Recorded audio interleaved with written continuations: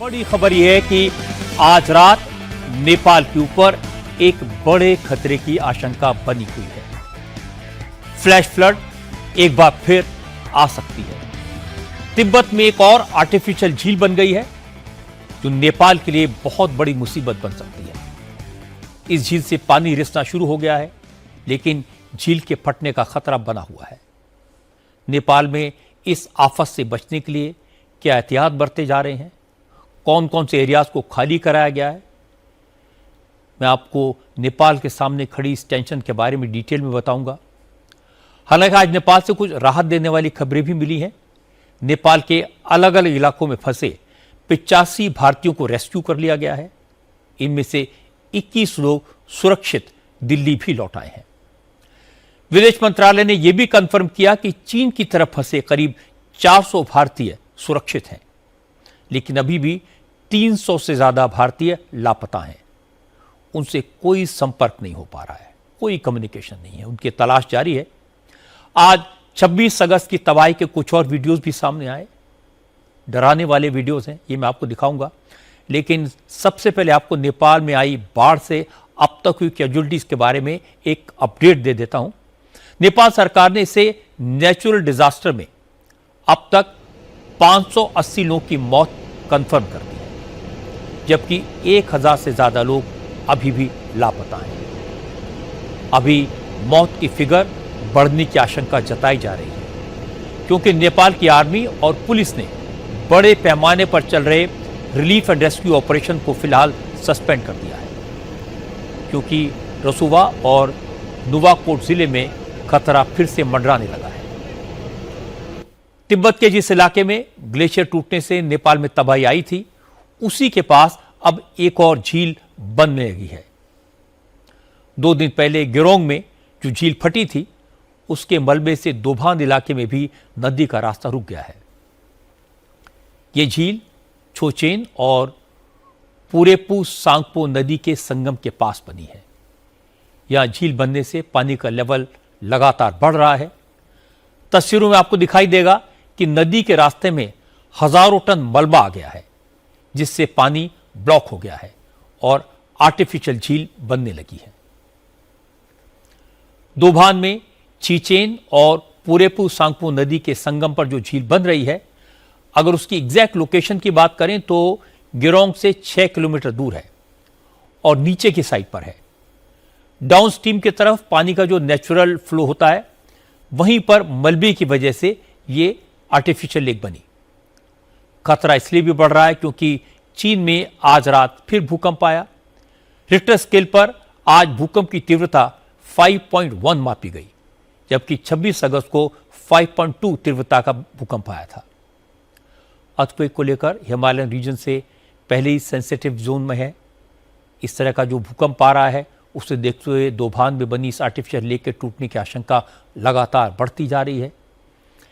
इसी को देखते हुए नेपाल ने लार्ज स्केल पर चलाए जा रहे रेस्क्यू ऑपरेशन को कुछ हद तक स्थगित कर दिया है और लोगों को सुरक्षित स्थानों पर भेजने में ज्यादा फोकस किया है। तिब्बत के गिरोंग के बाद अब दोभान में जो आर्टिफिशियल लेक बनकर तैयार हुई है, वहां से पानी का रिसाव लगातार हो रहा है। नेपाल पुलिस के मुताबिक इसीलिए जो आसपास के सभी एरियाज हैं, उसमें लोगों को सतर्क रहने के लिए कहा है। खासतौर पे भुटकोशी, उसके अलावा त्रिशाली नदी के किनारे, नारायणी नदी के किनारे ये अलर्टनेस जारी कर दी गई है, लगातार अनाउंसमेंट की जा रही है। वहीं दूसरी तरफ आज के दिन कुल मिला के 1400 से ज्यादा लोगों को अभी तक Nepal army, Nepal armed forces और एडमिनिस्ट्रेशन ने रेस्क्यू किया है। मरने वालों की संख्या करीबन 550 से ज्यादा की हो चुकी है और जैसे जैसे समय बीत रहा है, मुश्किलें और हैं, क्योंकि हर जगह मलबा करीबन 15 से 20 फीट का अभी भी है, जहां पर जिंदगियों को तलाशना बेहद मुश्किल है। हाइड्रो इलेक्ट्रिक पावर स्टेशन, जो ब्रिजेस टूटे हैं, उसके अलावा रोड करीबन 40 किलोमीटर तक का रोड जो है नेशनल हाईवे का, वो पूरी तरीके से वाइप आउट हो चुका है और ये उफान अभी भी जारी है। और जिस तरह से लगातार बारिश यहां पर रुक रुक कर हो रही है, ऊपर के इलाकों में मौसम में बदलाव हुआ है, उसको देखते हुए जो मौसम विभाग है नेपाल का, वो 24 घंटे इसकी निगरानी कर रहा है ताकि कम से कम क्षति हो सके। अभी तक जो लोग मिसिंग हैं, उनकी तलाश के लिए 13,000 से ज्यादा Nepali army, Nepali arm forces और एडमिनिस्ट्रेशन के जवान हर जगह ढूंढ रहे हैं ताकि जल्द से जल्द इन जिंदगियों को इनके परिवार के लोगों से मिलवाया जा सके। हालांकि इस बार नेपाल के लिए थोड़ी राहत की बात यह है कि तिब्बत में पैदा हो रहे खतरे की जानकारी चीन ने एडवांस में दे दी है। 26 अगस्त की घटना के बारे में यह कहा गया कि चीन ने फ्लैश फ्लड की इंफॉर्मेशन करीब 45 मिनट बाद दी, जिसकी वजह से नेपाल समय रहते रेस्क्यू ऑपरेशन शुरू नहीं कर पाया। इस बार चीन ने नेपाल को आर्टिफिशियल लेक की सैटेलाइट इमेजेस प्रोवाइड की हैं, जिससे नेपाल खुद भी इस डेंजर का असेसमेंट कर सके। नेपाल के लिए एक और राहत की खबर यह है कि दोभान में नदी का रास्ता ब्लॉक होने से जो झील बनी है उससे पानी थोड़ा थोड़ा रिसने लगा है। इसे देखते हुए एक्सपर्ट्स मान रहे हैं कि शायद झील न फटे, क्योंकि पानी का रिसाव होने से उतना प्रेशर बिल्ड नहीं होगा। नेपाल आर्मी के spokesperson brigadier general Rajaram Basnet ने यह बताया कि त्रिशूली और भोटेकोशी नदी का वाटर लेवल बढ़ा तो है, लेकिन अभी ये इतना नहीं बढ़ा कि तबाही मचा सके। We have already received the official information, and if you see the water level, it has increased 2 feet only, and that has not any problem for our rescue mission. Are you also going to speak, say, to all the people who are listening to you, who are very scared about the situation of the Nepal right now, about the condition of the Nepal, including the Raswa area and the other areas? Yeah, the Nepal government and all the stakeholders are intensifying the search and rescue operation, and where first priority has been given to the casualty people to rescue them from the most affected area and send them to the nearest hospital. Brigadier general Rajaram कह रहे थे कि artificial lake को लेकर नेपाल को लगातार information मिल रही है। वाटर लेवल अभी 2 फीट ही बढ़ा है, इसलिए रेस्क्यू ऑपरेशन में बहुत ज़्यादा दिक्कत नहीं हो रही है। उन्होंने कहा कि नेपाल सरकार और प्रशासन की पहली प्राथमिकता उन लोगों को बचाने की है जो मलबे में फंसे हैं। इस बात की लगातार कोशिश की जा रही है कि उन्हें मलबे से निकाल कर जल्दी से जल्दी हॉस्पिटल भेजा जाए। नेपाल आर्मी के प्रवक्ता का कहना है कि फिलहाल वाटर लेवल खतरे के लेवल तक नहीं पहुंचा है, लेकिन 26 अगस्त की तबाही से सबक लेकर प्रशासन ने प्रिकॉशनरी स्टेप्स उठाए हैं। भोटेकोशी, त्रिशूली और नारायणी नदी के पास के कई गांव खाली करा दिए गए हैं। लोगों को तुरंत सुरक्षित जगहों पर जाने को कहा गया है। इस बीच चीन ने भी तिब्बत में राहत और बचाव अभियान रोककर लेवल 4 अलर्ट जारी किया है। चीन और नेपाल सरकार फ्लड सिचुएशन को लेकर लगातार कोऑर्डिनेशन बनाए हुए है।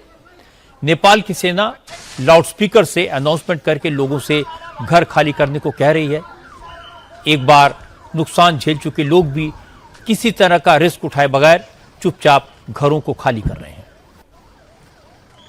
ये जो कॉम्प्लेक्स है, यहां पर कॉम्प्लेक्स बंद कर दिया गया है, और उसके अलावा ये हालांकि ओपन जरूर था। यहां पर जो स्टेट डिजास्टर रिलीफ फोर्स की जो टीम है उनकी यहां पर तैनाती है। नेपाल प्रहरी, नेपाल आर्मी, नेपाल पुलिस के करीबन 13,000 के लगभग जो जवान हैं वो चारों तरफ उनको तैनात किया गया है। यहां पर जो स्काउट्स हैं उनको तैनात किया गया है। जो यहाँ के स्थानीय लोग हैं उनको भी कहा गया है कि वो पूरी तरीके से लोगों की मदद करें। आप लोगों को कहा है कि बाहर की तरफ सुरक्षित जगह पे जाने के लिए, क्योंकि पानी फिर से बढ़ सकता है। हाँ, अभी कहा था।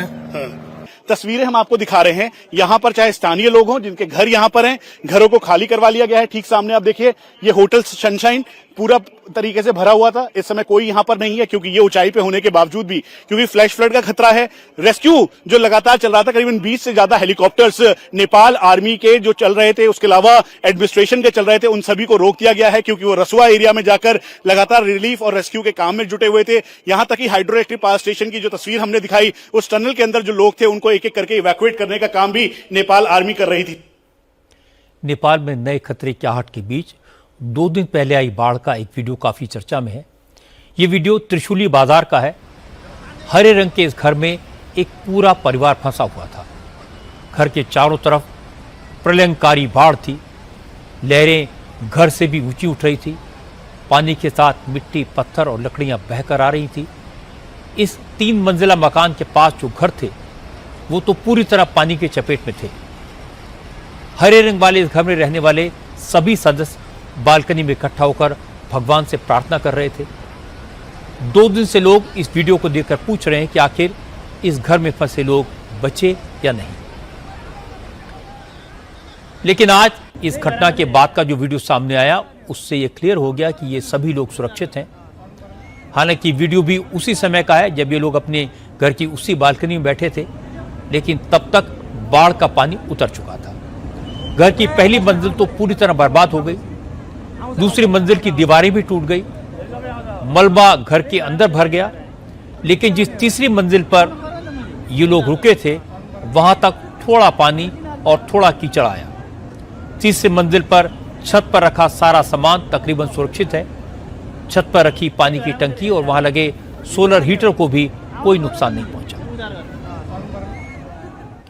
इस घर में रहने वालों की किस्मत अच्छी थी कि बच गए, लेकिन सब इतने खुशकिस्मत नहीं थे। नेपाल में आई बाढ़ ने 550 से ज्यादा लोगों की जान ले ली है और जो लोग लापता हैं उनके रिश्तेदार अब उनकी तलाश में हर जगह भटक रहे हैं। सरकार अपनी तरफ से इस बात की पूरी कोशिश कर रही है कि लोगों तक उनके परिजनों की खबर पहुंचाई जा सके। इसके लिए जगह जगह उन लोगों की लिस्ट लगाई गई है जिनसे सेना या पुलिस का कांटेक्ट हो चुका है। लेकिन मिसिंग लोगों के बारे में 3 दिन बीतने के बाद भी कोई ठोस जानकारी नहीं मिल पाई। कोई अपने पिता को खोज रहा है तो कोई अपने इकलौते बेटे को। राम कुमार कार्की। और ये कहाँ पर थे, किधर थे?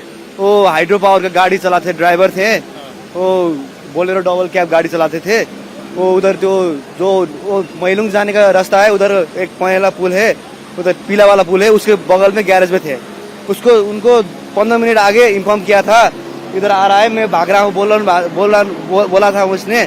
उसके बाद संपर्क में नहीं आया, इसलिए हमको लगता है उधर जंगल में होगी, ऐसा हो उसको उद्धार करने के, रेस्क्यू करने के लिए कुछ सरकार से कुछ हो जाए, इसी गुजारिश करते हैं। आपका बेटा कहाँ पर था, क्या था? Hydro power sir, hydro power में काम करते थे सर। वो आया है 5-6 दिन से फोन नहीं कर रहा है। घर से कल गाड़ी पकड़ के आया है उधर से। एक ही लड़का था हमारा। हाँ, हम लोग गरीब आदमी है, हाइड्रो पावर में काम करने के लिए आया था सर।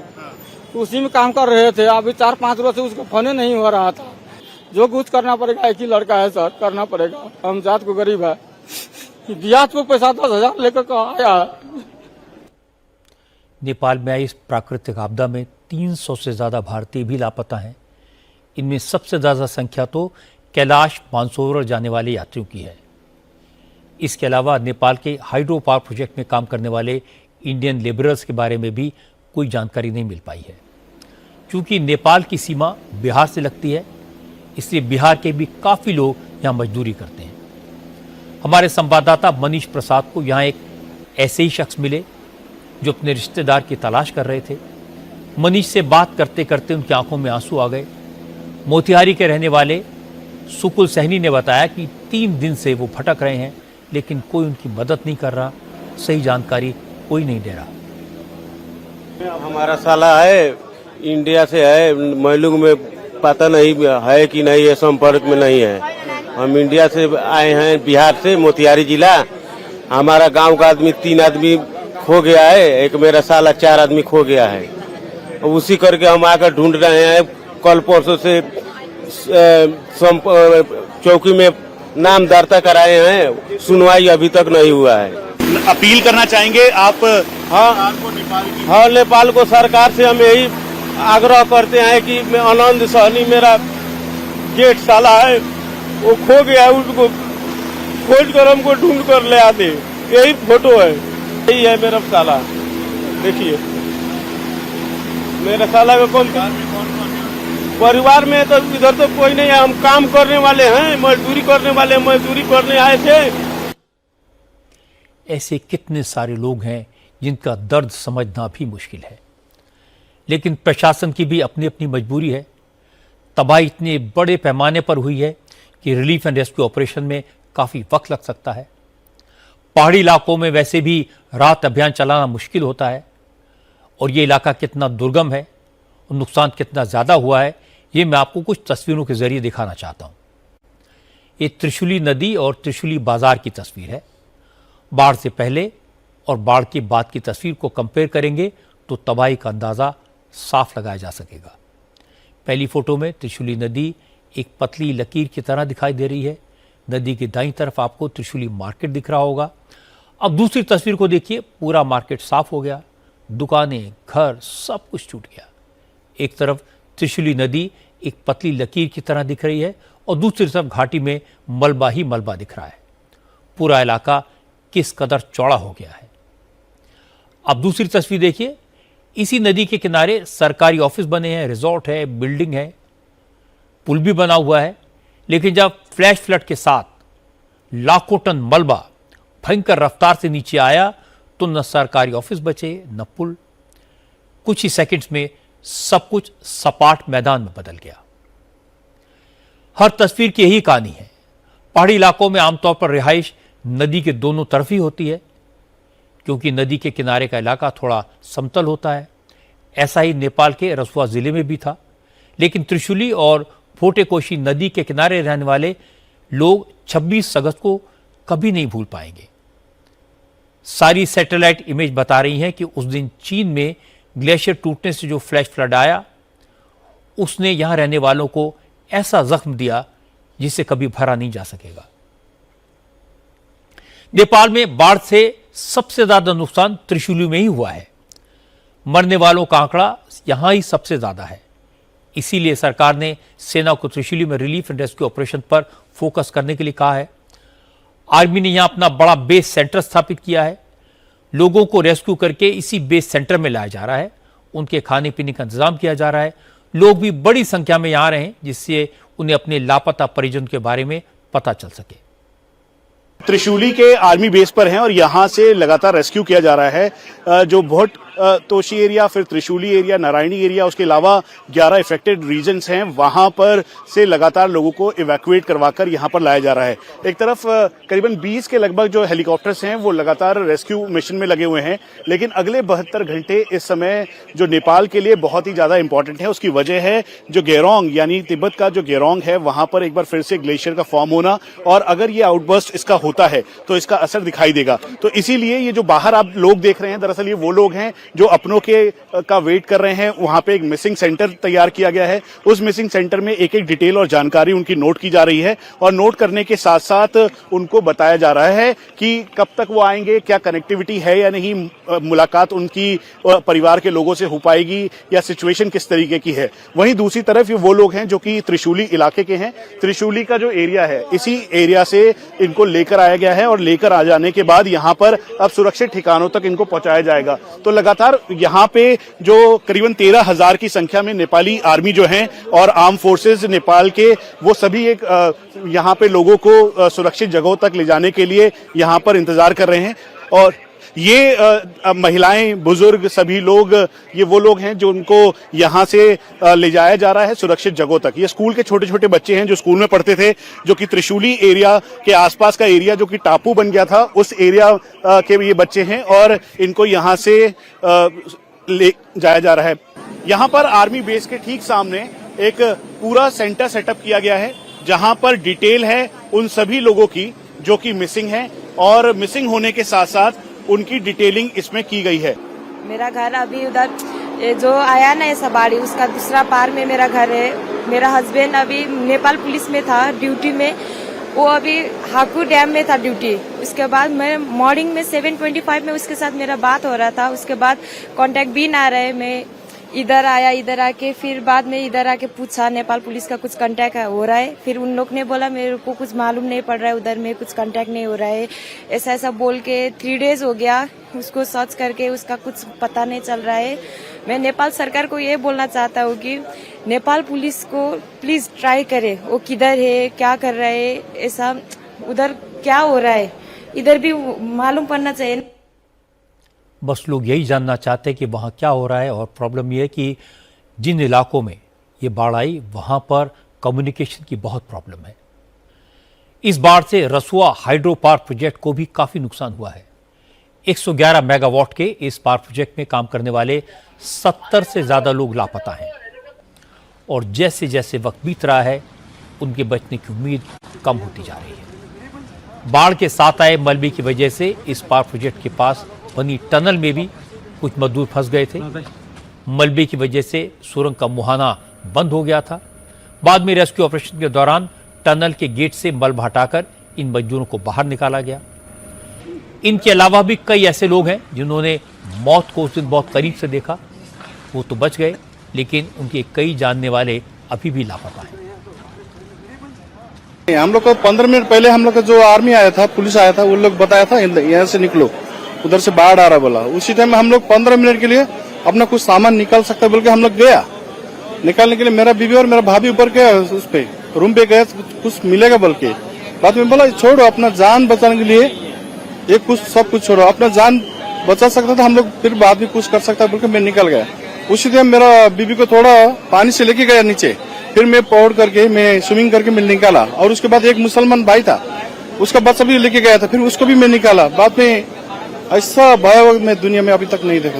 इतना कैसे हम लोग बच गए हमको मालूम नहीं है। 50 बच्चे हैं जो तिरछुली बाजार स्थित एक मदरसा है, उसी मदरसा में पढ़ाई कर रहे थे। मदरसा और स्कूल दोनों में एक बैग बाहर आने के कारण से जो है मदरसा और स्कूल दोनों दह गया। उसके बाद में बच्चा ये अल्पत्रा में है।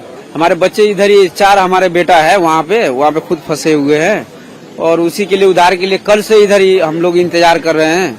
यहाँ पे लिखा है, फिर एसपी के पास में भी गए, वहाँ वार्ड अध्यक्ष से भी बात किए। फिर उसके बाद में कल से आज लग रहा है, उम्मीद है कि आज उधार हो जाएगा करके, यही उम्मीद हमारा है। कैसी स्थिति है चारों तरफ की? हालत सभी पूरा जो वहाँ पे जो स्कूल थे, मदरसे थे, सभी जो है पूरा ध्वस्त हो चुका है। पूरा यानी कि पूरा नदी का पूरा हवाला हो गया, उसमें समझिए ना पूरा दुरुस्त ही हो गया, खत्म हो गया। बाढ़ से हुए भारी नुकसान के बीच नेपाल सरकार ने एक चौंकाने वाला फैसला लिया। नेपाल ने विदेशी मदद लेने से इनकार कर दिया है। बालन शाह सरकार ने कहा कि उसकी सुरक्षा agency relief and rescue operation चलाने में सक्षम है। आपदा में लापता हुए सैकड़ों विदेशी नागरिकों के बारे में जानकारी के लिए उसने एक सेंट्रल कंट्रोल रूम बनाया है। जिसे भी इंफॉर्मेशन चाहिए वो इस कंट्रोल रूम से कांटेक्ट कर सकता है। नेपाल सरकार के मुताबिक विदेशी मदद न लेने का फैसला 2015 में आए भूकंप से मिले सबक के बाद लिया गया। 2015 में नेपाल में विनाशकारी भूकंप आया था, जब कई देशों ने रिलीफ एंड रेस्क्यू ऑपरेशन के लिए अपनी टीमें नेपाल भेजी, लेकिन उनके बीच कोऑर्डिनेशन नहीं बन पाया। सरकार का कहना है कि लोकल और विदेशी राहत टीमों के बीच इस काम के लिए रेस होती है, जबकि आपदा के समय एयरपोर्ट, रोड और कम्युनिकेशन नेटवर्क पहले से ही दबाव में होते हैं। इसी से सबक लेते हुए नेपाल ने इस बार विदेशी मदद न लेने का फैसला किया है। हालांकि नेपाल सरकार के इस फैसले से पहले ही भारत करीब 50 टन राहत सामग्री भेज चुका है। भारत की कोशिश है कि जल्द से जल्द अपने लापता नागरिकों की तलाश कर सके। 300 भारतीय अभी भी लापता बताए गए हैं। सरकार लगातार नेपाल के कांटेक्ट में है। आज फॉरेन मिनिस्टर एस जयशंकर ने दिल्ली एयरपोर्ट पर कैलाश मानसरोवर यात्रा से लौटे भारतीयों से मुलाकात की। जयशंकर ने कहा कि काठमांडू स्थित भारतीय दूतावास के लोग लगातार प्रभावित इलाकों में फंसे भारतीयों को ढूंढने की कोशिश में लगे हैं। We are still very much focused on contacting all the Indians who are dead. We believe little more than 300, exact number keeps going up and down. About 315 Indians are still not been contacted. Roughly about 85 Indians have been rescued from various places, including this group of 21 people who have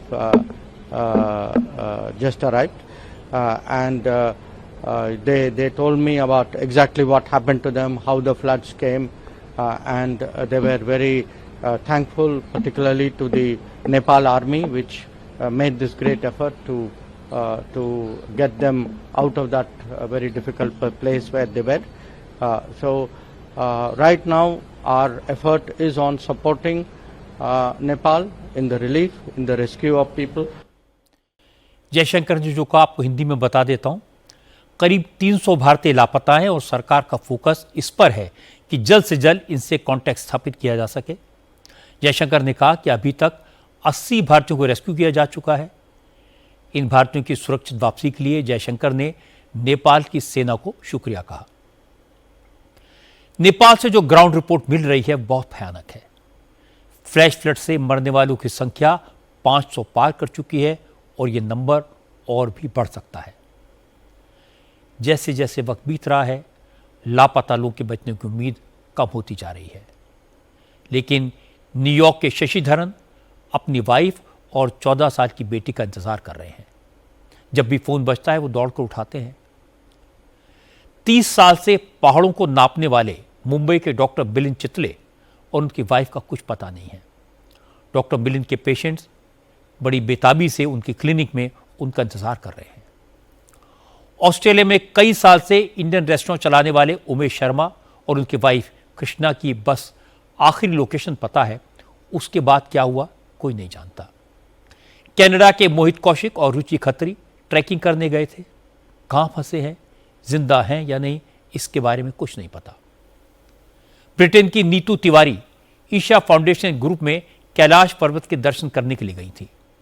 वो अपने घर वालों से कहकर गई थी कि कैलाश देखना उनका सपना है।